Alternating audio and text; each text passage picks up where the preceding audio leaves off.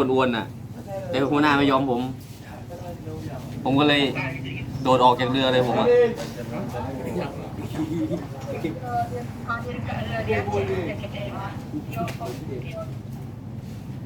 ฮัลโหล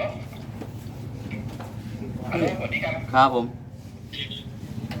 ผมเป็นพี่ชายเหรอครับผมครับผมทำไมอ่ะว่าเรือที่ผมบอกอะมันยังไงไม่รู้ครับผมบอกไม่ถูกว่ามันคนมันเยอะด้วยแล้วเรือมันก็เก่าแล้วครับแล้วไต่กับลากปลาก็ไม่ค่อยจะรู้เรื่องสั่งอะไรก็ไม่รู้เรื่องหัวหน้าก็สั่งงานก็ไม่รู้เรื่องโอ้ยปวดหัวหมดในเรือแล้วใครเป็นไต้กงอ่ะใครเป็นไต้กงนี่คืออะไรครับเท่าแก่ครับแต่ก็เท่าไหร่อ่ะตัวเท่าแก่เขาเสียทัวร์ครับเท่าแก่โอเคด้วยเสียทัวร์น่าจะเขาเป็นคนมหาชัยนะครับ